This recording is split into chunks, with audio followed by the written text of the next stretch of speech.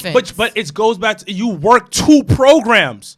You just took your top guys, and Roman and Bray. You split them to put semi-box office matches together. Yeah, it's strategic. It's super strategic, and they had to do it because the original card that was leaked looked trash. Chopper Tens podcast. We hold it down. They know what's now.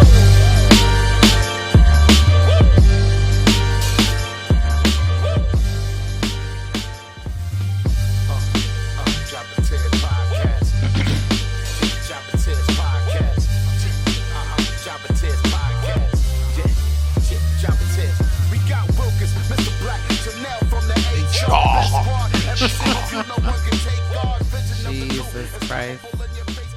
Jobber Nation. Oh my God, what is this? Episode 97? Like, yeah, I thought we was playing.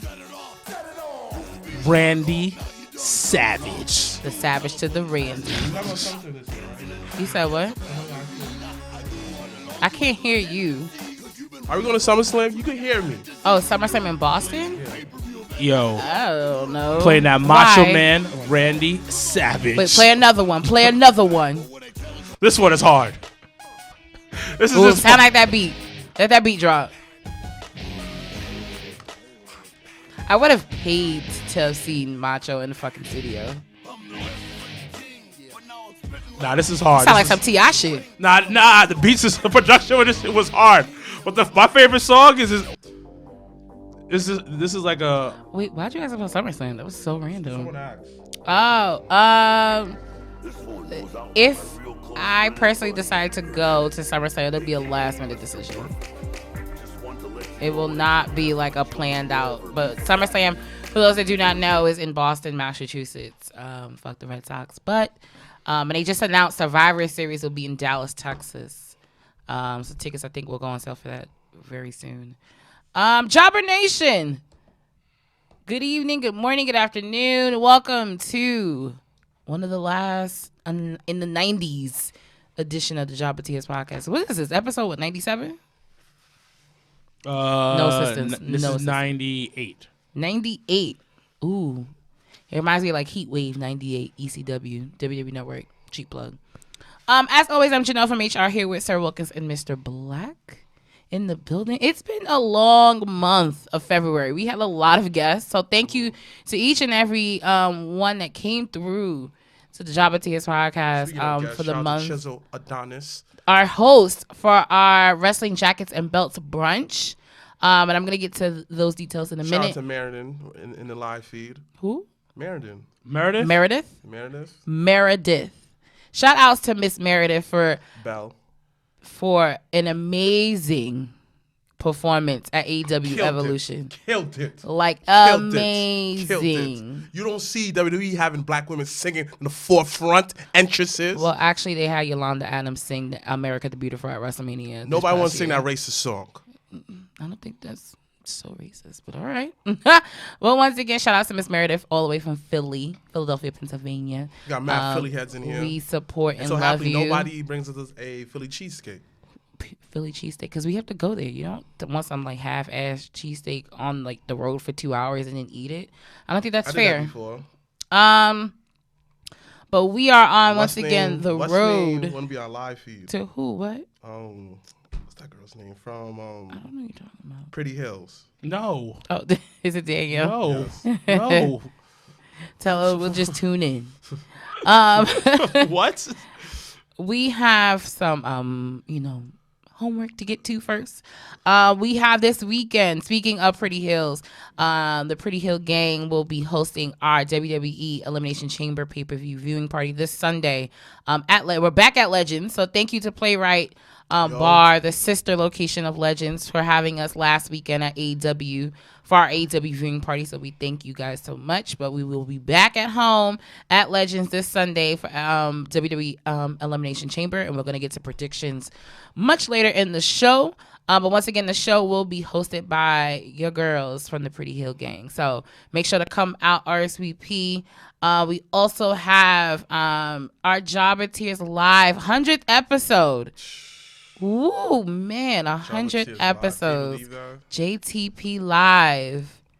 March 22nd, Sunday, March 22nd at Taj. Once again, it's a part of our wrestling belts and jackets brunch day party. That's a lot of words, but it's a lot. It's going to be a lot of fun. Once again, hosted by Chiseled Adonis. So if you do not know about him, please make sure to follow him on Instagram, Facebook, and also he's a part of Team Haiti. Make sure to also look back at the episode he was on about 2 weeks ago here at the Jabba Tears podcast.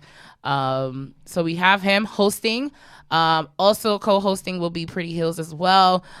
We will have hopefully we'll have so many, different wrestling promotions, an opportunity for wrestlers to network and have a good time. And then also just like friends of the podcast, like you don't have to like wrestling to come to the brunch. So just make sure to RSVP. We will be posting links up until the day of the event. And once again, we're on the road to WrestleMania where click in the bio. If you're on Instagram, click in the bio and you can RSVP your ticket right now. There you go. There's a ticket link. It says tickets. Yeah, but he was just saying that you could go on the Instagram page. He was just it's on the Instagram page. There's a button that says tickets. Yeah, he was just saying click on that. Though. He said bio. I don't know. I didn't know what you. I never knew that. Oh, you never. See, I told you. Okay, that's There's fair. a legit link. It's a button. I put a button there. You just press it, and you can RSVP. Tickets. There you go. Simple. Oh, there you go. You got some work to do. But once again, we're on the road to WrestleMania. Commando. Who? Shout out to Pretty Hills. Y'all just keep shouting out people. My son Barnyard. Who? Barnyard. Commando. Yeah, I would have loved to have been in the classroom with you during like phonics, like a lesson of phonics. But who is this dude that who be on our YouTube? Yo, Who it is a mystery. You asking me like I know. Like so every time I post a video, there's some YouTube bandit on our page. I mean, thank you for the support and the love. Appreciate it. But he literally just comments and talks about every me. time. He said, "Oh yeah, said I was looking sexy." It's so his wild. Name is, what's his name? It's not his name, but he comments every time. Comments every time. And I mean, I love the support. Shout out. Never reply back. He's a ghost. Well, ghost of the YouTube page, you're more than welcome to come to the brunch and come and say hi to me face to face. But speaking, thank you to you could have one night with HR No. That's wild. That's wild. That sounds wild. So not happening. Like we will not put me on the block. But shout outs to Your Sports podcast for putting me as the Women Crush Wednesday this past week. I appreciate the love as always. Dang. They put me as an MCM. All right. Maybe listen, I don't know. But as once again, you have Your Sports under us, and you have Cats and Dogs, who will be doing their first live Instagram episode this weekend on Sunday, I believe, right? Yes or no? Maybe, yeah. Yeah. Sunday. It's this Sunday. This Sunday. Cats and Dogs will go live on Instagram, so make sure. I think that's going to be a very interesting episode and interactive. They keep changing his name. Yeah, Barnyard Commando's Bummer Jesus, stop changing your Instagram names. You sound sus. But as I was saying, WrestleMania weekend, the boys will be here in New York holding the fort down. NXT TakeOver Tampa Bay, and then WrestleMania 36, the boys will be at Legends, and then myself. I will be in Tampa, Florida, so make sure if you are part of the Jobber Nation and you're going down to Tampa, please make sure to come say hi to me, where I will be at FaZe Jackson's Battle Royale Saturday night, the night before WrestleMania. They actually have a yoga pants. I think it's yoga pants. It's yoga pants. It's Kiera Hogan. They just announced that. Front and center like a perv. You will not, because you'll be in New York like a perv. Ew. You almost killed yourself. That's wild. Oh shit, you're wilding today. But once again, that's in Tampa, Florida. Clip this up and don't and just forget the beginning part and the other part. They don't say this nigga's nasty. He said you're gonna be some lotion. You should cancel him. They just gonna cut it up. Yeah. Well, that's how they do. That's how they cancel you. And then once again, when I come back from Tampa, Florida, we will all reunite for Women Crush Wednesday. Battle Club Pro presents, where Diamante will be challenging Miss Tasha Steeles for the Icons Women's Championship. That's a match right there, Diamante. And then Part 5. Yeah, Tuh. I know. That's more and movies than Fast and Furious. Once again, all roads are leading to Jobber Sam 4th of July. You wanted weekend. a big event this Saturday? I'm thinking about it. The only person I would want to see is Braun, I think. Because I already How saw much does it Taker. cost? So to get in, it's like, I think it's like $25. Like, because you have to pay to get in, and then you pay like the per person you go and meet. But it's in LaGuardia. Yeah, it's at like the other side of Queens. The big event actually is in town, as Sir Wilkins did mention. So you can meet some of your favorite wrestlers. I do believe Matt Hardy got confirmed. The Undertaker, I do believe there's still tickets for Taker. And also Braun Strowman. So I feel like Braun would be the only person I really, really would want to go. But I'm trying to save my little coins for WrestleCon in Tampa. But also too, there's a lot of indie shows actually this weekend too, because the big event has a lot of like old school people come out, so a lot of shows start running. So shout outs to Warriors of Wrestling. They're gonna be running Friday night. Prolific. Shout outs to Prolific in the building. And then BWF in the Bronx will be running Saturday night. NEW I think is running out at the Elks Lodge. So shout outs to Super Nitro and his brother, the tag team champions. And then what else? Another fellow Haitian right there. He's half Haitian. Okay. I'm just saying. Like the same way that you could claim Cuba. I actually don't, but I will say I'm half Cuban. Okay. You still claim it, right? Not really. What? Not everyone thinks like you. That's fine. Shout out to my son Super Nitro. That's okay. You know, because his nitro's full of Haiti sensation power. Oh, that's why he's so good. He's Haitian. Yeah. Oh. If you're Haitian with dreads, oh man, double the power. But he doesn't have dreads at all. He doesn't. So. You have a beard though, you know. One or the other. Yeah. What else is going on this week for you guys? Before we jump into the episode, what's going on in the lives of Mr. Black and Sir Wilkins real quick? No, nothing. Wow. I don't do nothing. I'm a nothing. boring person. Wow. Okay. Yeah, I'm pretty boring. You're okay. Full of shit, but okay. All right, guys. What I feel like I wanted to talk about something and I can't remember what it was. But what else? Let's jump into it since they are boring. Let's jump into some interesting stuff. Behind Gorilla's position, our OMG moment this week. There goes Teddy Hart again. Teddy Hart was arrested last month on the 12th of February in Richmond, Virginia. He was originally booked for 3 charges of possession of a Schedule 3 controlled substance, which includes steroids. Wildin'. And then Mr. Class 1 misdemeanor in Virginia with the maximum penalty of 12 months in jail and or a fine. But this past Tuesday, March the 3rd, Teddy Hart was arrested again in Richmond, Virginia. He was later released but put under house arrest in Virginia. Question to the table. Is this the end of Teddy Hart's career? Now, Teddy Hart has been kind of like in and out of wrestling, you know, for over the past 20 years. He definitely really, I feel like, reemerged himself when he signed to MLW. So it was really unfortunate when they decided to part ways, and I really think it's a part of what's going on with him personally. That's the reason why they decided to part ways, because you still have Brian Pillman Jr. and Davey Boy Smith Jr. still signed to MLW. What are you talking about? No, go ahead. Oh. So once again, questions to the table. Is this the end for Teddy Hart? I'll go first. So this isn't the end, but it's close to the end. Okay. And let me explain that. He's got to change his life and not get in trouble all the time. Mm-hmm. He talked to Natty, got the blessing to use the Hart's name. Yeah, because he's a Hart by marriage or something like that. It's a weird. I remember Danielle told us it's a weird way he's connected to the family. Yeah, it's not a direct bloodline. No, I think it's a marriage. But I don't think it's marriage. I think it's like some third cousin type of there's a little bit of blood in there, but it's not complete. I would have to double check, but I think he is legit part of the family, but it's not part. It's not first cousin type of It's shit. not. Yeah, it's not.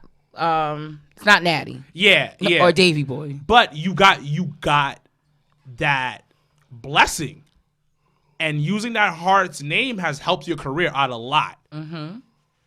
But your reputation is more important at this point. And it's going down. It's going downhill. And if this continues, nobody's going to sign you. Yeah, it's so hard because we saw him at the ROH Free Enterprise show. Like, he literally was sitting in the same row as us. Like, had his gear in his bag because they was doing a battle royal. And he was just sitting there, like, trying to, like he, you know, like, when kids, when you do, like, dodgeball, and people are waiting to get picked, and he ain't get picked. So then he still was sitting in the crowd, like, with all of us. But, like, he was, like, low-key rolling up. Like, it was really, like, weird. It was super weird. And this is when you got to be like, yo, what is going on with him mentally? Mm-hmm. And we don't know exactly. And is he getting help to help with a situation? Is he lost financially? Is he like took a major loss? Is that why he has those drugs on him? Mm-hmm. He's trying to sell. I mean, the charges weren't intent to sell, but we don't know. And once again, it's not the end of his career, but it's very close to the end of the road for his career. Yeah, because I'm telling you, he had a good jump start, like reset when he signed with MLW, and people started recognizing him. He was definitely doing Violence and Suffering here in Jersey. So shout out to Violence and Suffering too. He was doing a lot of indie shows and things like that. So it's just his career was hot, but he derailed himself. Yeah, you are your own worst enemy. Yeah. Mr. Black, what are your thoughts on Teddy Hart's last 2 arrests within the last 30 days? I kind of feel when it comes to him, there's the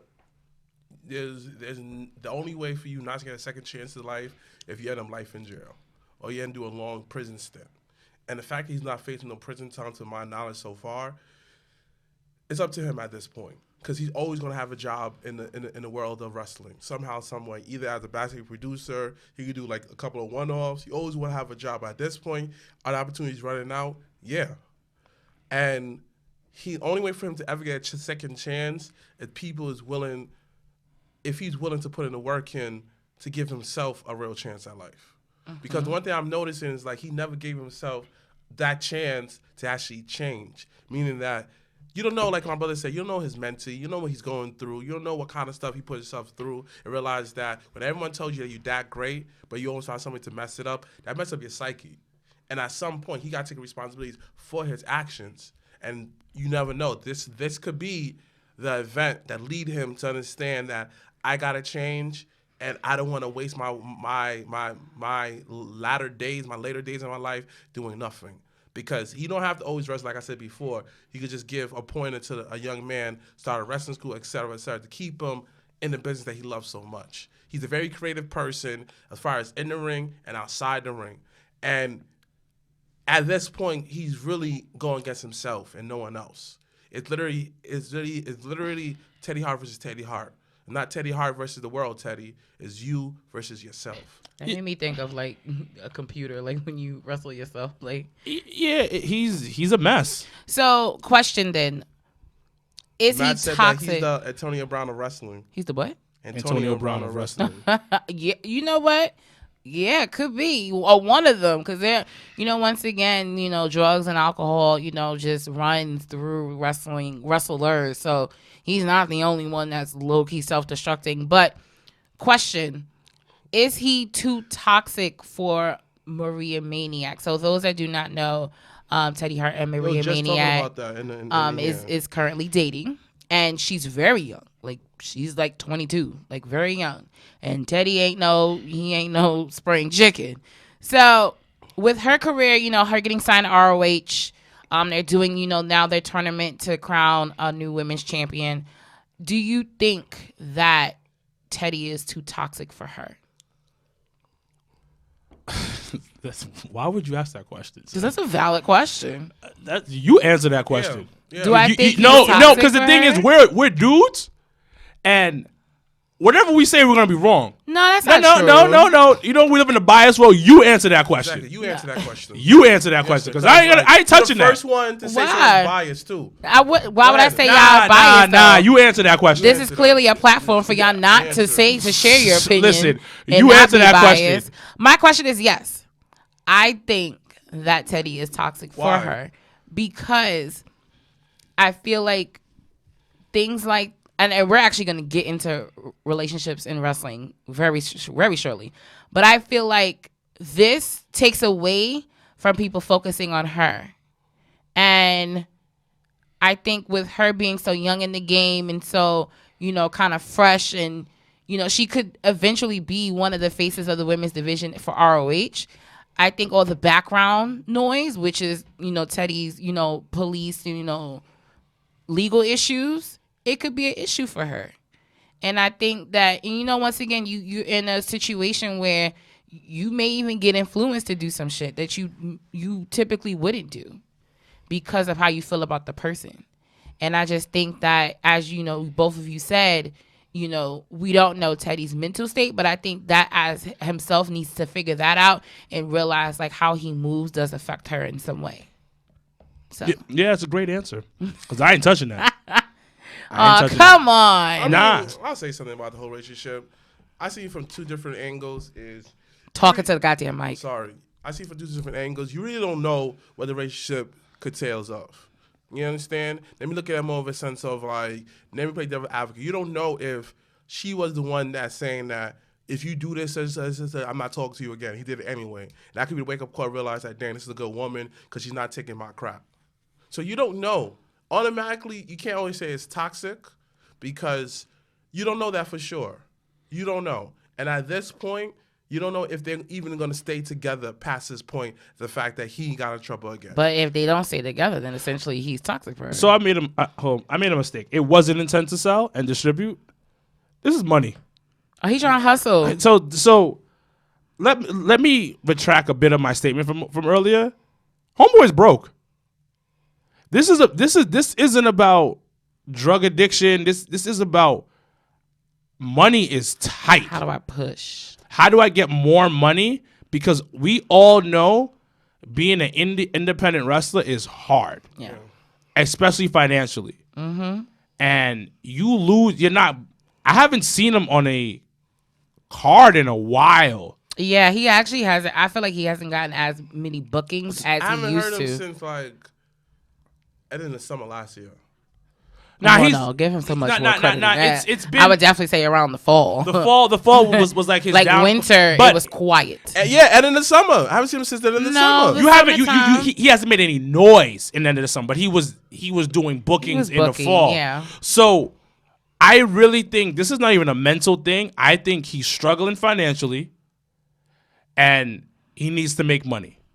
Now, when it comes to Maria, she's doing her. I think he supports her. Oh, he absolutely. I will give him that. He's definitely like cheerleader, like because we witnessed that. Like he was just like, "Go, Maria, go," type of thing. So he definitely supports her. He supports her, and it's also from the outside looking in. I don't think he influences her because you know how in the hood sometimes you have that kid that can make it out the hood. Mm-hmm. And he wants to get into the hood, the gangster, all that gang life. And all the OGs is like, nah, you can make it out of here. Don't get involved in this. And I think that's their relationship. Where I love you and I don't want you to get involved in this. Teaching her, yeah. This is what I'm dealing with. But you do you, and you have my full support. That's what I kind of see it as.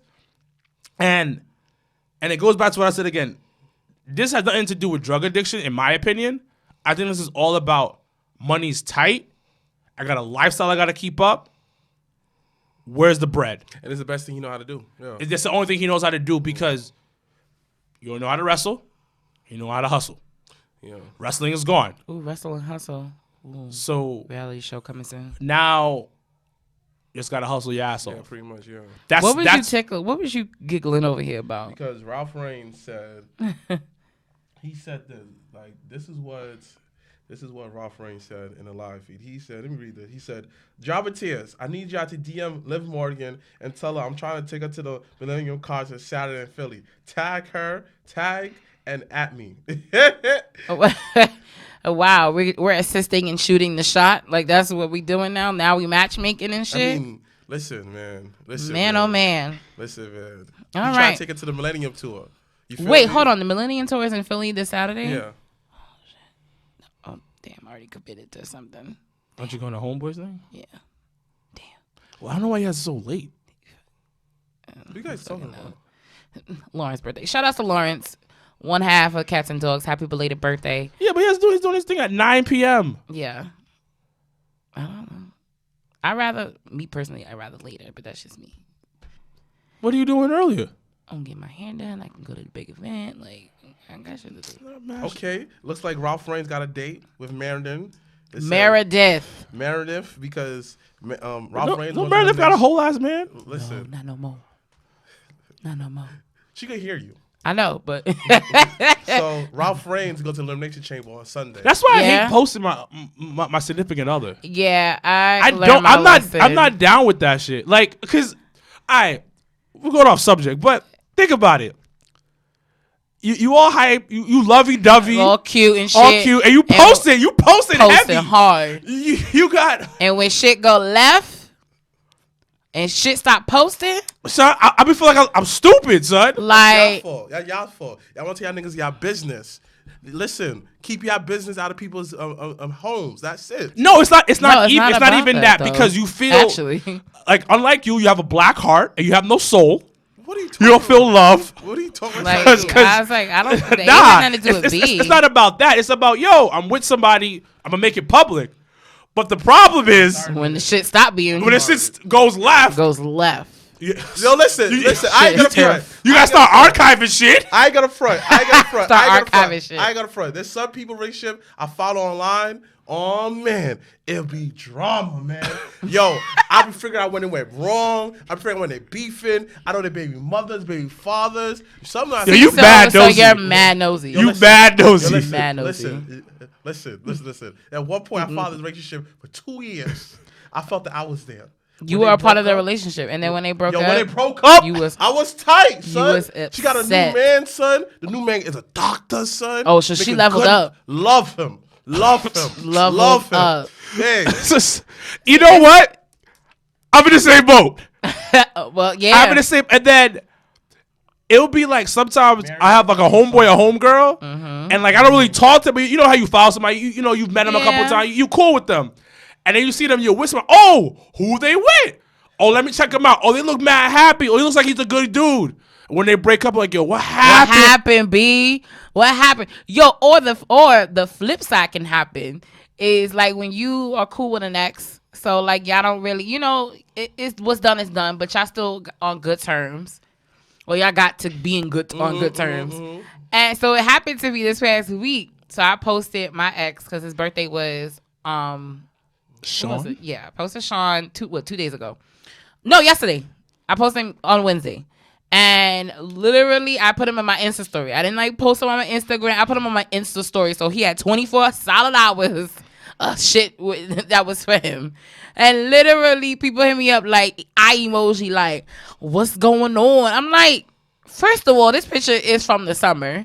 Second of all, it's his birthday. Third of all, I'm not going down that road again. Nah, so no. I hate because Like, there's always love, but like you could just it could be platonic. It don't have to be. can't post any of my ex. Well, that's because, and I'll leave it at that. I'm like, that's because I posted my Oh, when you were in when I was in Rome when in Rome. and your friend.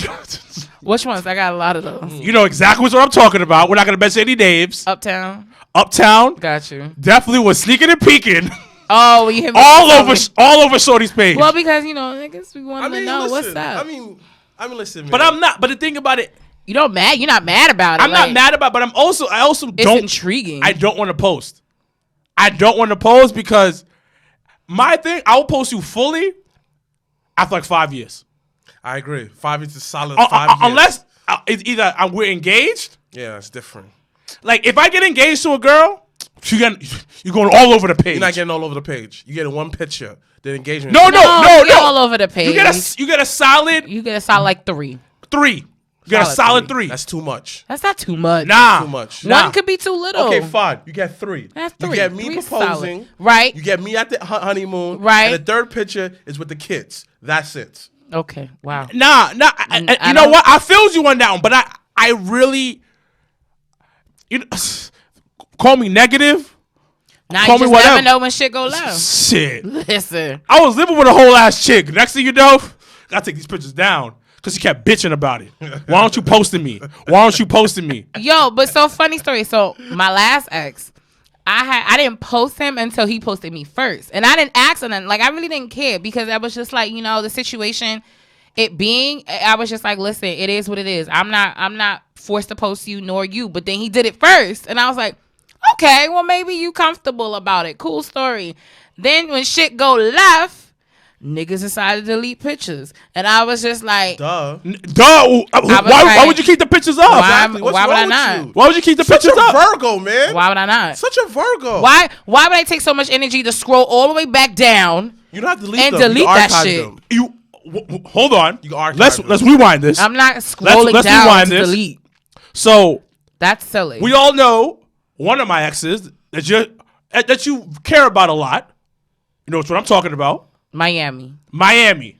Okay. I deleted Miami off my Instagram. Ooh, when you do that? That's petty. She's never been on my Instagram. Really? When we were together, she was there. As soon as we broke up, delete. I mean, it would have been nice to know that shit because then when I post you all up and down and then, bitches is watching and I'm like, I'm thinking that y'all still like. No, we're still cool. Yeah. We have a quality relationship. But you out here blocking and. No. I just deleted her. I just delete her pictures off my Instagram. Oh, pictures. Okay.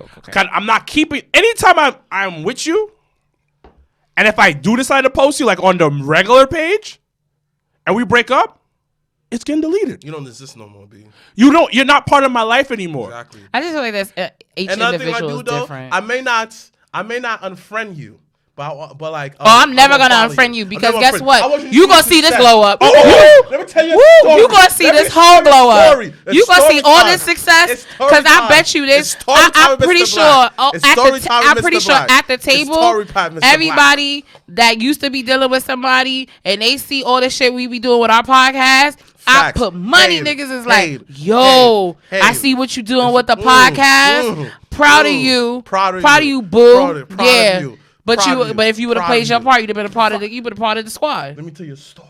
Ooh, story time. A Virgo like you. Well, You know, everyone needs one in their life. because something about y'all Virgos, man. So let me tell you what happened. Everyone get a Virgo So in my your ex life. played Absolutely me. not. You know, Shut up. Let me tell you a story. No. My ex Especially the played men. me. The men, yeah, they're terrible. Yeah. My ex played me, son. I got sick, left me sick, dying. Fuck B. that bitch. Facts. Next thing you know, years later, she see the podcast popping. Woo! Was in the way She looking see you slim. was out here slimming in a slimming daddy in a out here. snicker. Slim daddy. She said, "Oh my God, I knew you could do it. You look so nice. I miss you, Yardley. Maybe we could work it out." Nah, man. Leave could that never bitch on work it out. red.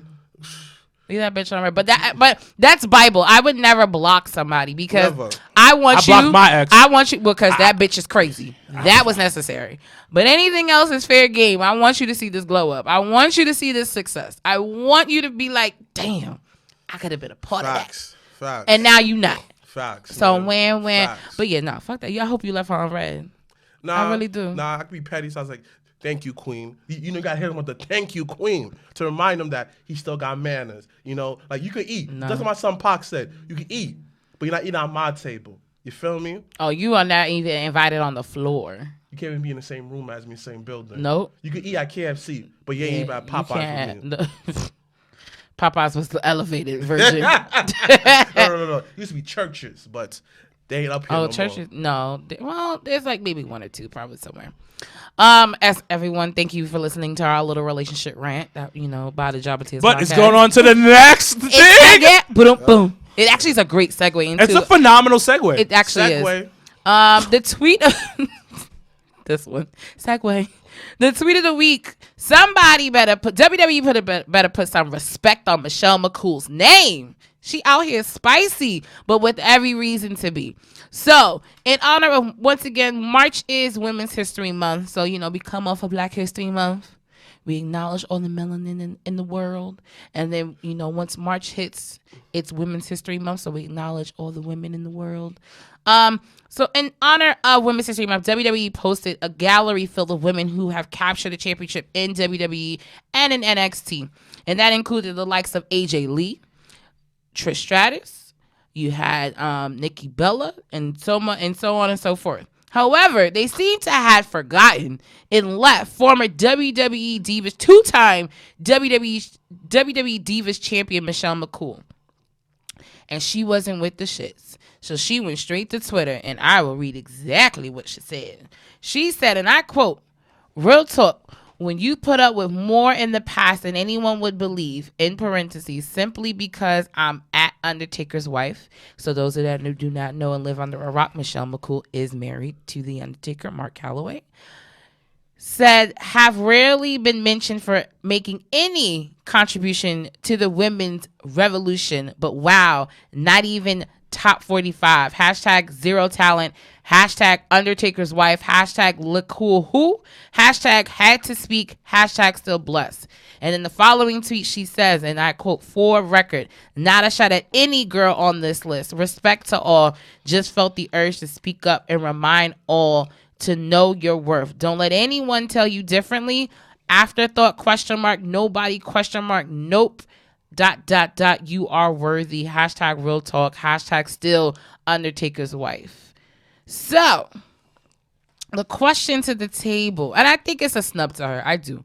For Michelle McCool, she was definitely, definitely part of that, women's, More evolution. decorated than Bella Twins. Well, no, because Nikki Bella was definitely the longest reigning Divas That's champion. it. What else? But I'm just saying, you said more decorated. I was More like, decorated. you don't really get. That's all she has. You The don't really, longest. That's it. The longest is definitely. Also, weakest reign. Definitely speaking. We won't go into reigns because that's everyone's different opinions. But Michelle McCool definitely left a mark in the women's evolution. She was 2010's PWI, so Pro Wrestling Illustrated's top number 1 of top 50 women in wrestling. And she was also PWI's Woman of the Year in 2010. She also, once again, was 2-time Divas champion, 2-time women's champion, Two-Chain. and she won, I love 2 Chainz, and she won the 2010 Slammy Award for Diva of the Year. So, more decorated. I wouldn't say more decorated, unless we have facts Charlotte before in Charlotte. here.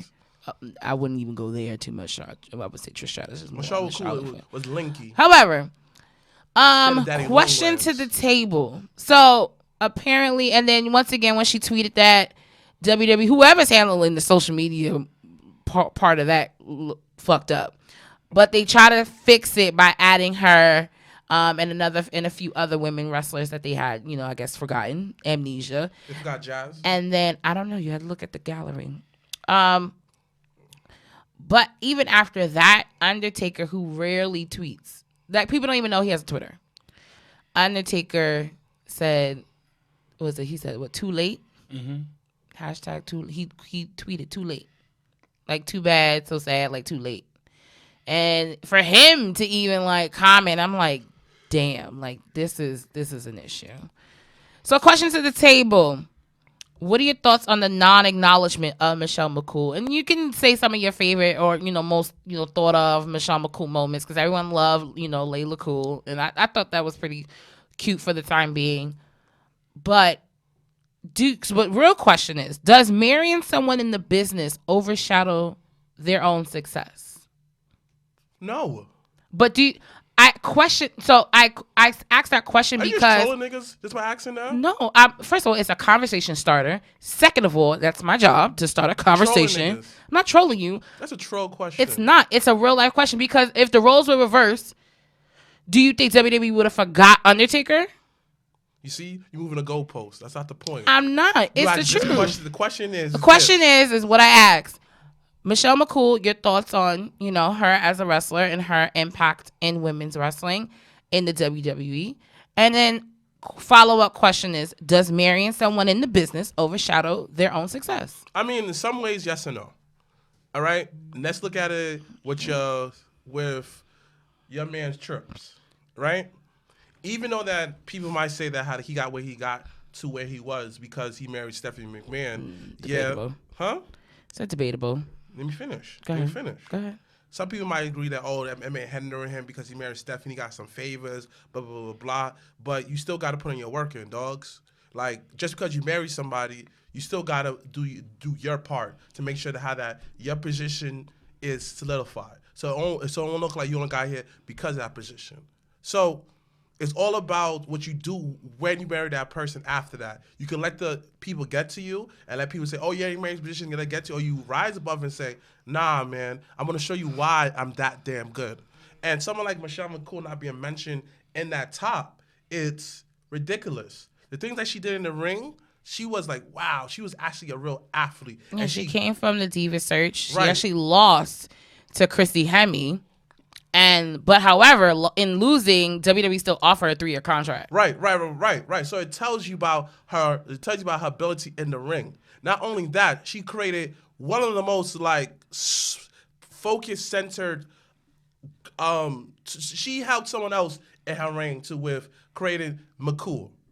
They was on screen so much. There was the focal point of that women's division at one point. And every time that they go in a feud with somebody, it was like, dang, they go in a feud with 2 different women. And she was a first ever Divas champion.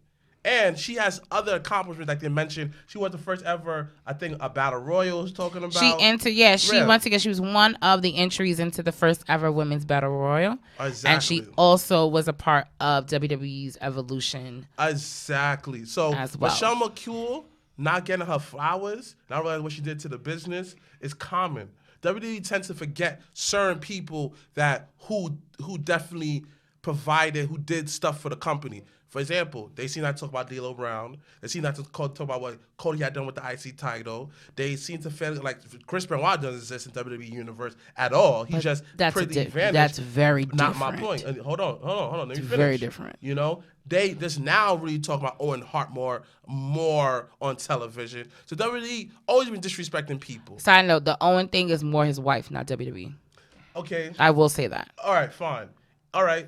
Women they don't even talk about even Victoria, her great run that she had when how she was in WWE. They don't talk about the Mabu Jazz. How much not only that she defeated Trish and Lita at WrestleMania. No cheating, none of that hokey pokey finish. A real 1, 2, 3 clean finish.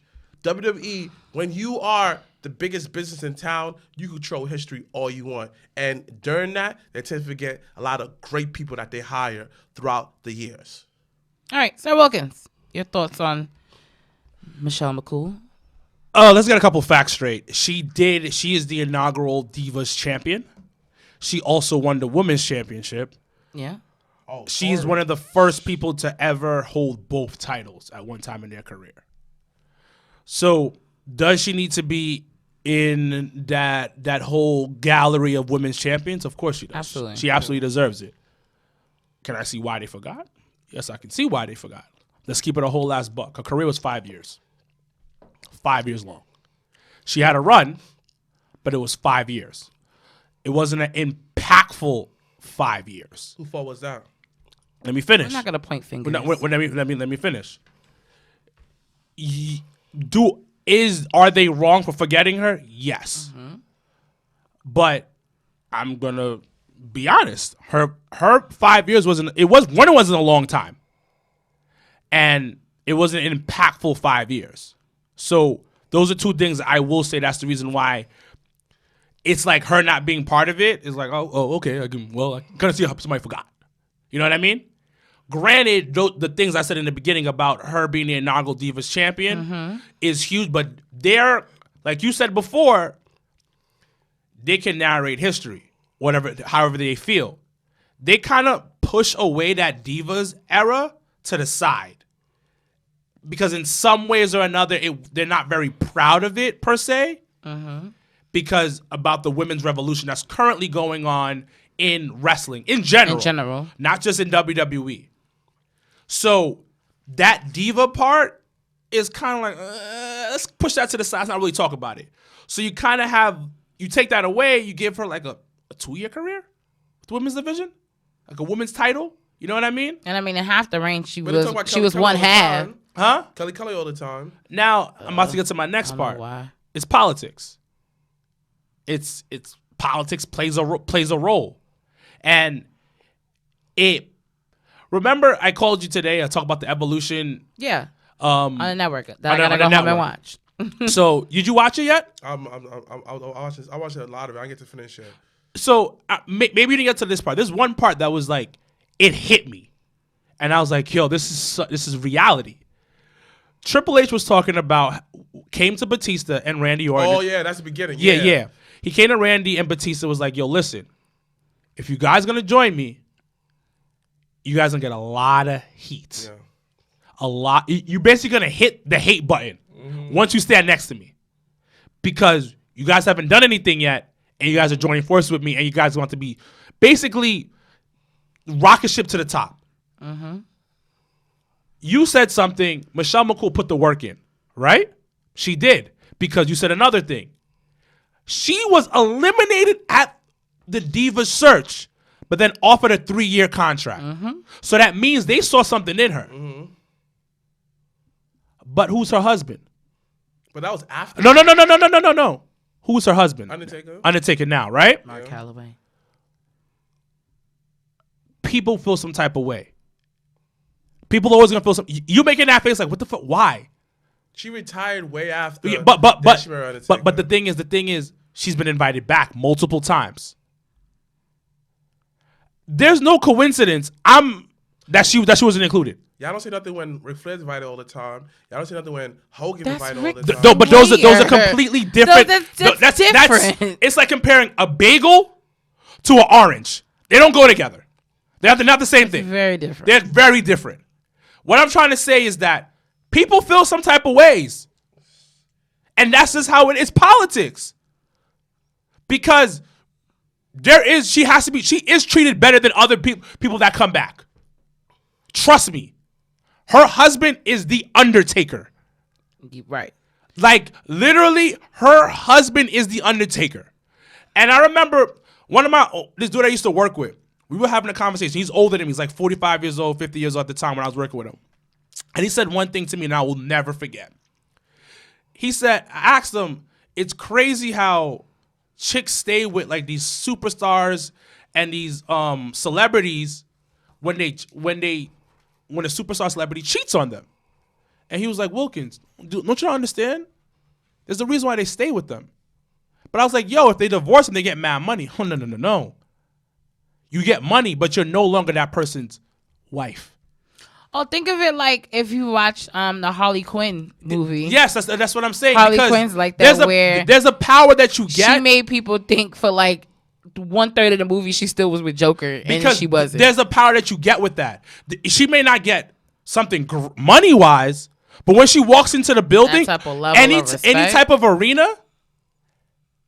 Oh, Miss McCool, because she's Undertaker's wife. Now, the reason why we're talking about it, because Undertaker mentioned something. Undertaker tweeted, "That's his woman," and he's mad. And the rumors that are going around right now is that his match against AJ Styles is in jeopardy. I don't think so. I hope not. But that's the rumor going around because he is mad at the company for not including his wife in something great. Because what we mentioned before in the beginning, what I mentioned before in the beginning, what you mentioned and what you mentioned, she had a career. She did do dope stuff in WWE. Her career wasn't long, maybe forgettable, but she did things in WWE. Right, and you just wanna be acknowledged. Like, I just feel like at the end of the day, you could acknowledge fucking AJ Lee. You could acknowledge Michelle McCool. Whoa. AJ Lee was woof. But her husband. But it goes back to what I said. Her husband, it goes back to that. Your question. Her husband. Does it matter who you marry? We can look at relationships right now. Charlotte and Andrade. Andrade's a made man. I don't care what nobody says. Yeah, he is. He's a made man. Yes. And he teaching her some. She teaching him some English. Yeah. Who you with says a lot about you, and it helps you out in life. We all know. We all dated women. We all not me. We all dated somebody, and the person you with affects you. Absolutely. in some type of way or another. So, if point in case, if I was dating Rihanna, if Sir Wilkins was fucking dating Rihanna, wouldn't that change everything for every one of us? Probably yes. Yeah. Let's think about it. Just literally think about it. Sure would. It would. If she's dating fucking Samoa Joe, things change. Her life changes. Real. It affects you in some type of way, especially the person's a level above you. But my thing is, does it overshadow? Because I always look at, and I actually appreciate Total Divas, I think, for shining lights in certain relationships and things like that. Because you have, like, for instance, Naomi and her husband. Yeah. And Jay's, get your life together. And Jay's been, tag team champion multiple times. Like, they've rebranded themselves, the Usos, blah, blah, blah, blah, blah. They were Kishi's sons, like things like that. Like her being the wife of him has that elevated her career. It elevates her career, but sometimes it could mess somebody up mentally. Right. Because I've dated girls that's just like, yo, and you've dated guys who said this thing too. Like, it's kind of intimidating. I can't handle your lifestyle. Yeah, I can't handle your lifestyle. I don't know. And it's like, what? So it's mind-boggling. Some people, let's say, for instance, it usually doesn't happen because it's a male-driven sport. Mm-hmm. But let's flip it. Let's say, for instance, I go to WWE, right? Or no, wait, WNBA. Because what's her face? Candace Parker just got divorced. No, but it's a factor. But I'm just saying, I go to WWE, mm-hmm. right? Super green, and I start messing with Alexa Bliss. It's hilarious. No, I'm just saying, I start messing with Alexa Bliss. Yeah. Right? She's a Vince girl. Yeah. Will that affect my career? Absolutely. Exactly. Absolutely would. Like we said about Andrade and Charlotte. You're a maid. He's made. Absolutely. He's taken care of. Your relationship affects everything. Because, remember, when the draft happened, yeah, they wasn't splitting nobody that was together. Everybody, No. Oh, married couples. Yes, married couples. Don't get split up. Oh, but Andrade and Charlotte? Exactly. What? She probably would have been like, I wish you would. We practically married. But he was drafted, though. He was drafted to another brand. He was drafted to another brand, and then like a week and a half later, it switched. It switched. And it made sense because they were on SmackDown, and then Aleister Black, they ended up all shifting to Raw. It was hilarious. Like, what the hell? And that's the power of being with somebody. Like we talked about relationships on this episode, but when it comes to like, from what I've learned, that right person next to you can change everything for the better. Because if that person has clout, it's a game changer. If that person has clout, or even they know the right people. So let me ask you a question. You've been in this game longer than both of us. Have you ever dated somebody for the clout? No, because I'm too proud. So how have anyone dated you for the clout? No, I'm not that popping yet. And that's what he thinks. And also, real talk, I don't date girls that like wrestling.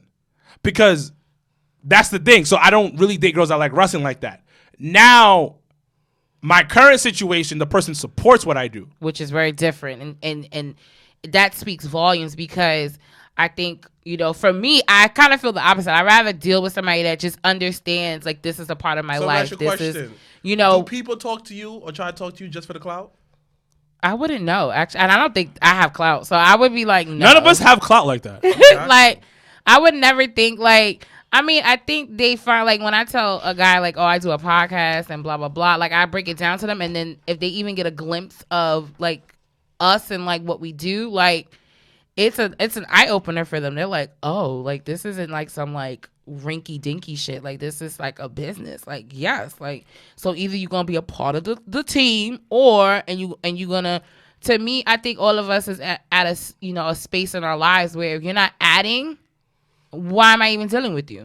If you're not adding to my life and what I bring to the table, bro, we have nothing to talk. We have nothing in common, actually. Even and we could both be the biggest wrestling fans ever. But if you're not adding value and substance, there's nothing to talk about. We have nothing to go on. It's hard because listen, they fucked up. Yeah. It's the Undertaker's They wife. gotta own that. And this is whoever did this that is gotta own politics. that. This is politics. It's a politics game. Like I was like, that's so. Because when you mentioned it, I was like, wait, that happened? Are you serious? And then when I looked more into it, I was like, they did that to the wrong person. Right? No. Regardless if that was Undertaker's wife or not, let's take it out of the way. She was very talented during that. No. So Principle wise, that's why I feel like. Yeah, helping your Undertaker wife, it helps. But overall, though, she has, like I said earlier, she had the career and the accolades to back that up. No, you're right. Absolutely. You're right. But you're the Undertaker's wife. Right. Like there's just. So if the Undertaker's mad, we have problems. We got issues. Like we have a problem. Houston, we have a problem. Like you can't do that. Remember when Undertaker was supposed to do like WrestleCade or something? Was it WrestleCade? Yeah, something like that. And then it was something that where AEW was there. Oh no, it was What was it was Starcast. Starcast. It was Starcast. It was in Vegas. It was I think one of their first Starcasts too. Before we move on, the story goes Vince literally almost cried to Undertaker to not do that, to not do Starcast. Yeah, And he pulled out. Because there's a level of respect and, that level, because he's been with the company his whole entire career. Well, not his whole entire career, but like multiple decades, bro. I'm like, Calloway was definitely in WCW for a little bit. Well, speaking of nasty niggas, Ralph Reigns said talking to the goddamn mic. Ralph Reigns said this. He said, I don't want your clout, Janelle. I want them cheeks. Wow. Oh, that's a t-shirt. Ooh. Okay. That's intense. Like, all right, let's move on to the next. Yeah, we're gonna move right along.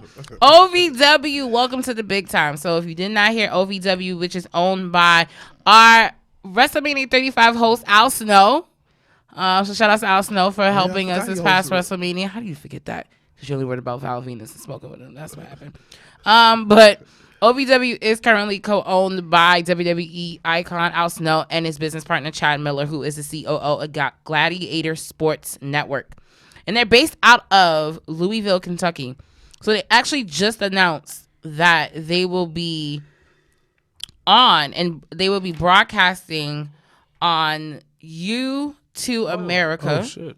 Something this popped up. What? The Wrestling Observer Awards came out. Oh, we'll get to that in a second. Okay, yeah. But real quick, what are your thoughts on Al hitting the big time and them doing a weekly show, which is available on Time Warner Cable and Comcast? But they also, if you don't have those channel that it comes on, they do have the programming on the live feed on the internet. So what are your thoughts on OVW joining the weekly TV? So those that do not know, OVW, the likes of like you got John Cena, you got Batista, you got you got I think Randall was part of that crew.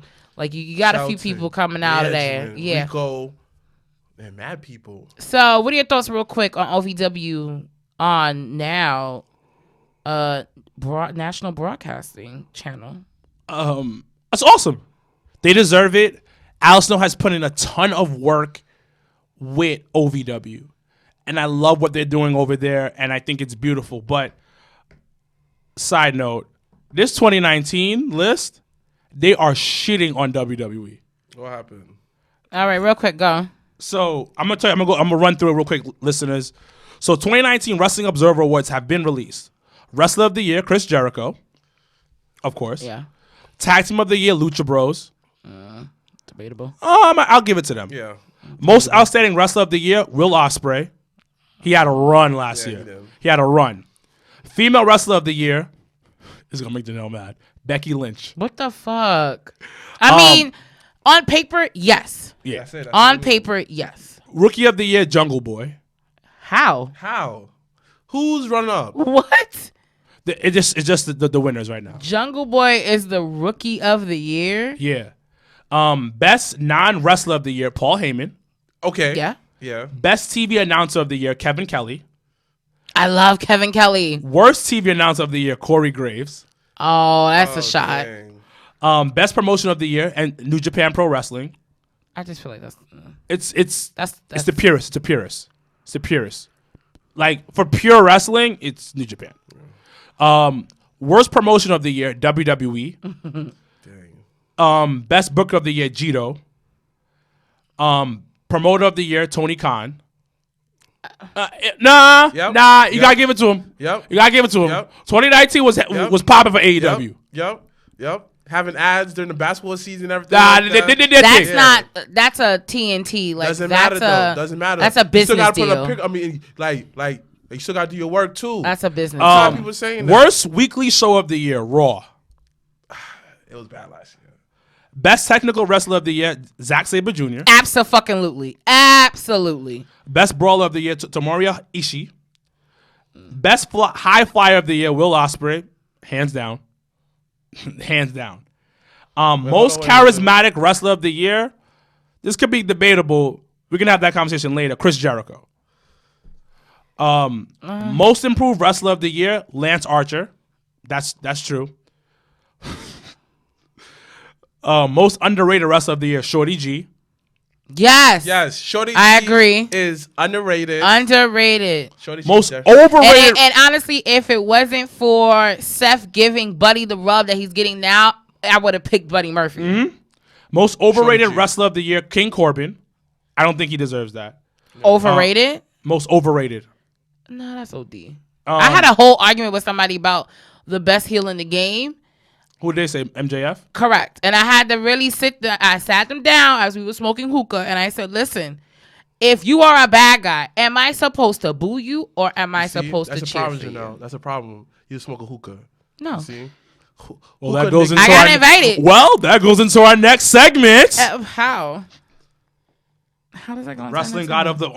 it talks about JBL going into the Hall of Fame, and we're going to return back to this list as we talk about JBL going to the Hall of Fame. That's the funniest thing because that was the weirdest transition ever. What does hookah have to do with JBL? It had nothing to do. Absolutely nothing. Because we're talking about heels. Man, you should have no, but you should have let off with that. Like I thought I was with you. Like shake it up, shake it up, shake it up. I was like, shake it JBL smoking hookah where? Because I'm there. I mean, it makes sense though because a lot of I'll finish the list though. Real quick. Finish the list. Come on. Match of the year: Will Ospreay versus Shingo Takagi. Worst match of the year. I ain't gonna lie, this might have won this one. Seth Rollins versus The Fiend at the Hell in a Cell.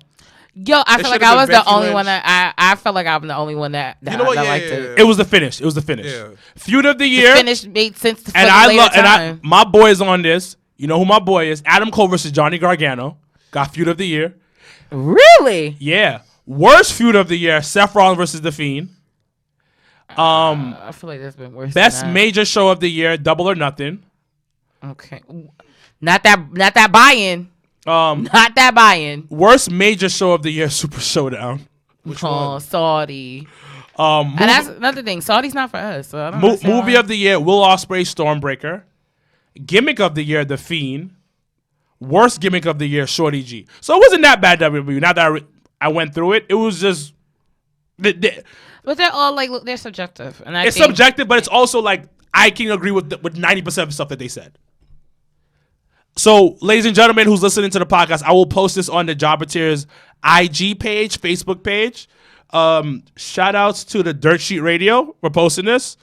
And that was a little bit of breaking news on the podcast. Well, as Sir Wilkins mentioned, we were talking about heels. We're going to transition into talking about the wrestling god is Hall of Fame bound. So JBL was on WWE Backstage this past week, and he confirmed and they announced that he will be joining the likes of NWO. Dave Bautista, he has a movie coming out. I low-key want to see. Some notch. It looks like the shit like The Rock did with the Tooth Fairy thing. Yo, son, I don't know who his management team is, but they're literally following The Rock's. Absolutely following the Rock's MO. But you have NWO, but Dave Bautista, the Bella Twins, and now John Bradshaw Layfield will be joining the class of 2020 this year in Tampa, Florida. I actually am super excited. That them announcing that made me like want to get a ticket to the Hall of Fame. Like I would want to hear JBL's induction speech just because network for that. I think but I would want to be, since I'm there, like you certain gotta be people there. you want to be live for. So like I always tell people, always shit on the Hall of Fame. Really, you should go if it's some like people that you like, or even if it's one or two. Like the one I went to, Kurt got inducted. And to see Kurt slam fucking milk things and chug it like old school, that was dope for me. Stink too, because milk, when it dries up, it stinks. But anyway, a little insider on our part. So I think once again, JBL is a fine choice. I think it's time. I'm really excited for him. Real quick, what is your favorite JBL wrestling moment? I love that match he had with Eddie, and Eddie cut himself the wrong way, and there was blood all over the place. And Eddie almost died. Why is that your... Okay, I'm not even going to question why that's your favorite. It's so bloody. It's so bloody, bro. So bloody. Okay. Mr. Black, favorite JBL moment? I guess my favorite JBL moment is like when he gave Eddie Moms a heart attack. Why y'all going ham on like... Because the one that feud was fire. JBL and Eddie... JBL and John Cena. JBL versus Batista. JBL versus Undertaker. JBL. Oh, the Taker one was kind of, it was weird, but it was cool. JBL versus Big Show. You may say what you say about JBL. He is the best prototype heel to follow, and that's the best prototype to bring up somebody. You gotta go to the bathroom. I've been holding it for like 2 hours. Oh Lord, go potty. And the one thing that I know is about a good thing about JBL, a lot of people don't understand. They try to do that with Gender too. Gender Hall, but they messed it up. That theme song goes hard too. Yeah, but the same thing they try to like, that's the JBL push that they gave to Gender. But they did it wrong because how they did it was very like off-putting. Because he was losing one week, the next week he's champion. That made no sense. But Gender to me wasn't like the ultimate heel though. Like Gender had people that... Shout out to Barry and Marks. So, you coming to brunch or nah? He ain't coming. See? I had a whole conversation with him today about that. He's not coming. My favorite JBL moment would be definitely APA. Definitely when they would be in the backstage playing poker. And they had the wooden door. Yeah. They would not acknowledge you until you go back and not put it. I think it was Mean Street Posse had... Because APA was like, this like hitman service in the beginning. So people would come to APA and they'd be like, can you handle this for me? Mm-hmm. And I think Mean Street Posse, I really want to say it's dumb. Mean Street Posse came, but they walked around the wooden door and they started talking to them like, we need your help, blah, blah, blah, blah. And JBL with a cigar, Ron Simmons, Farouk with a cigar, and they both looking at him like, but you didn't knock on the door. Like, we only acknowledge people when they knock on the door and they come through the door. So then they had them go right back around and then they knocked on the door and they came through. But I just think those skits at that time was definitely one of my favorite moments of JBL. Top notch. Because it just was so funny. Like, you had a character where, and JBL been in the business for a very long time. That just showed it showed a different side of JBL, and then the ultimate switch when he turned on Ron, and he became JBL on SmackDown. Because I watched that the other night on the network. Because now they have moments and clips of JBL because they announced him going into the Hall of Fame. So the other night I was watching on the network, and it was the SmackDown where he turned on Ron and beat him up, and then he came out with the new theme song. And came and did all that he did an amazing promo, and JBL was born that night. So I'm really excited about JBL.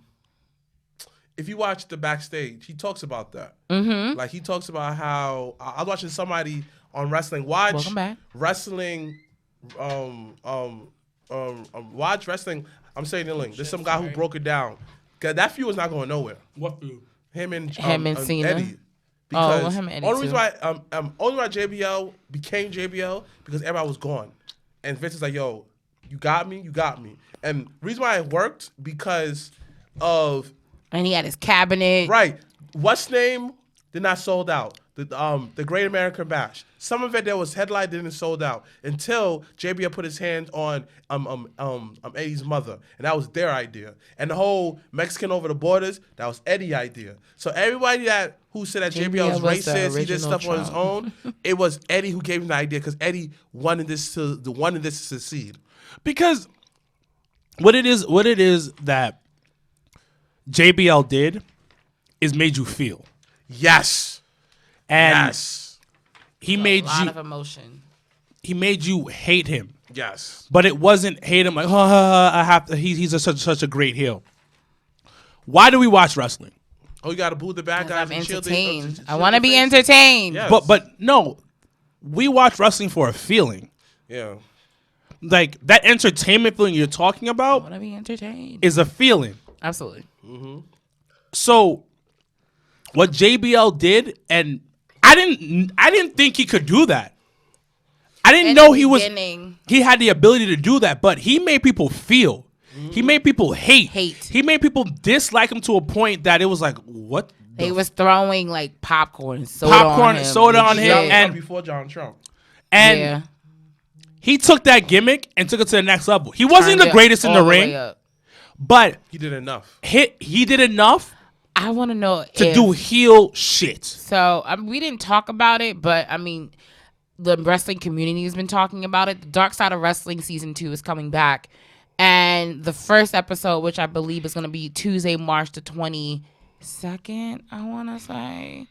It will be the 20. I feel like 22nd is 24th. 24th, yeah. 22nd is our brunch. Right. That's what I was like, wait, that sounds really familiar. Dark Side of the Ring. Dark Side of the Ring is coming back on Vice March 24th, the Tuesday. And they're going to be opening it up talking about the Chris Benoit story, which I think is going to be really good. But when we talk about JBL, it reminded me Brawl for All is one of the episodes, and I cannot wait because I want to hear what Godfather has to say.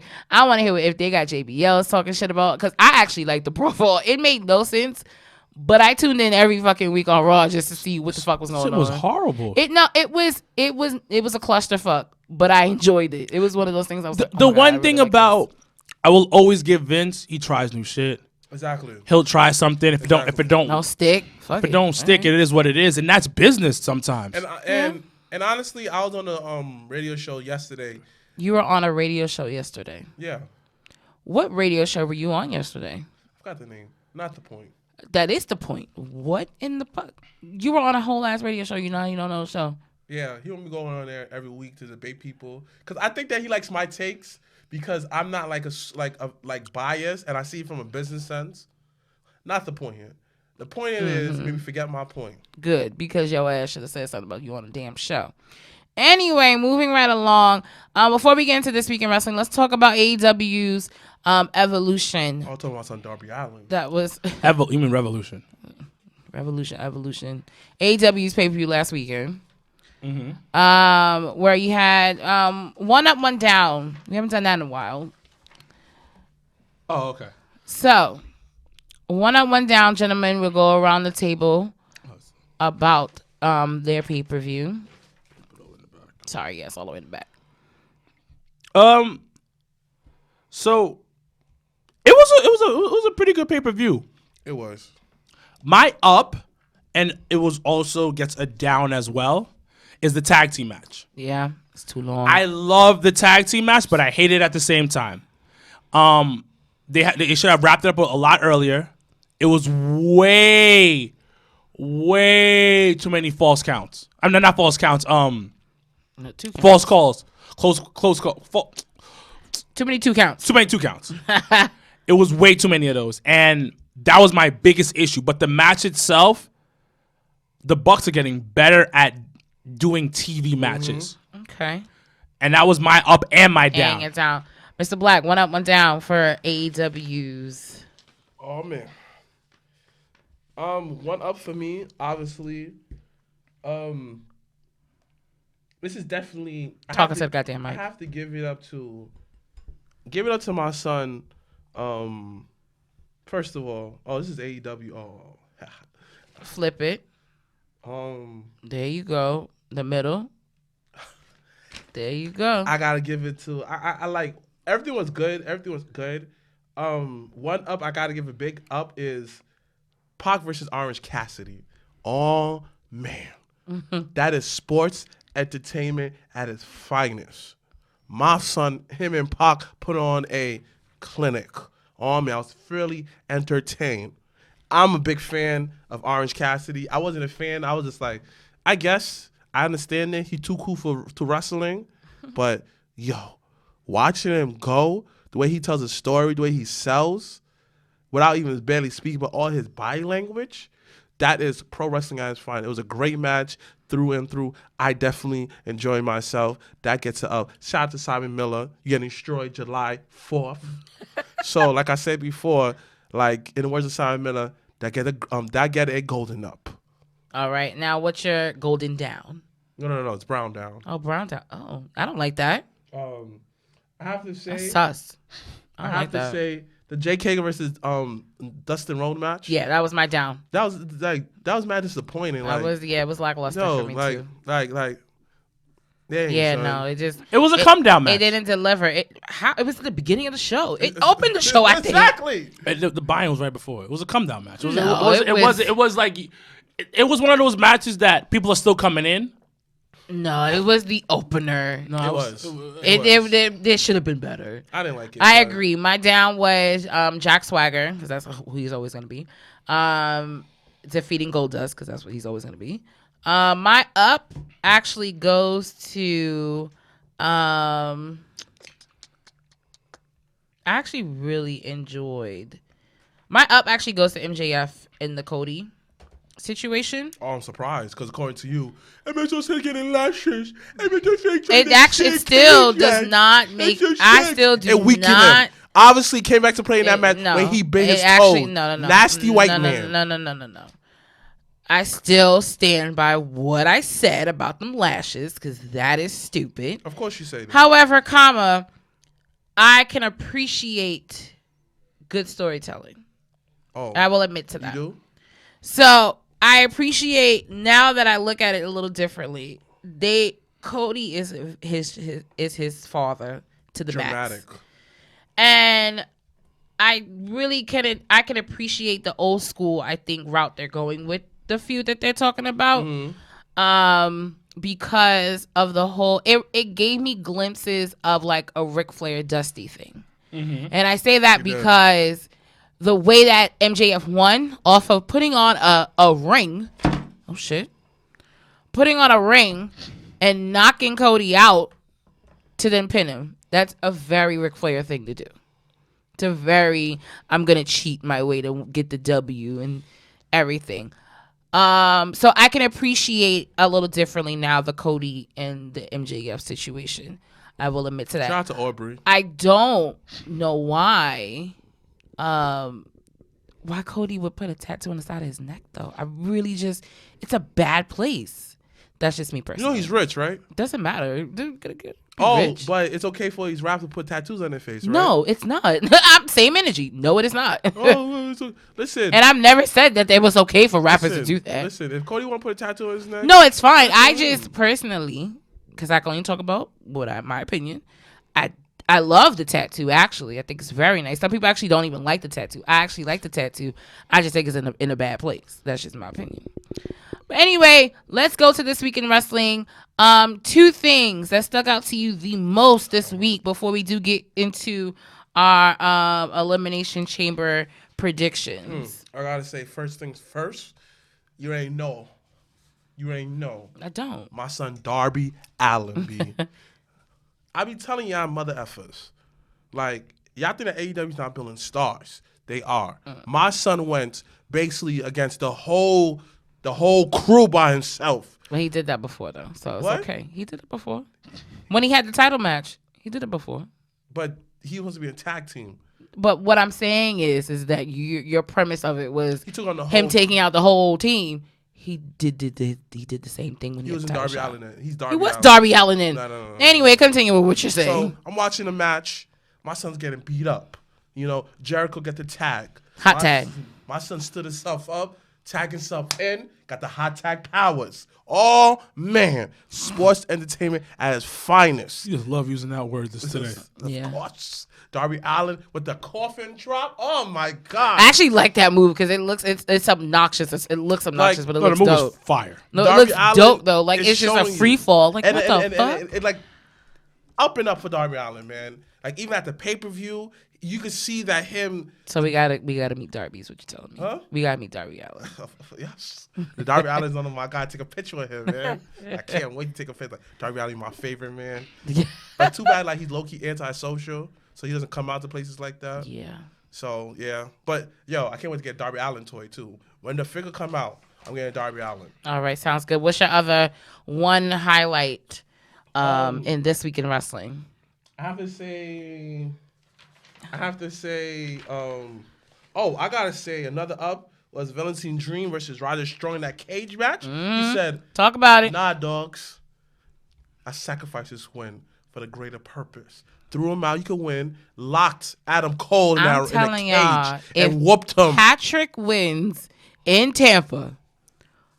Oh boy, I don't know if I'm gonna be able to He shouldn't contain win just myself. yet. I'm tired of just because he's hot right now, let him win. Nah, like, he needs some more seasoning.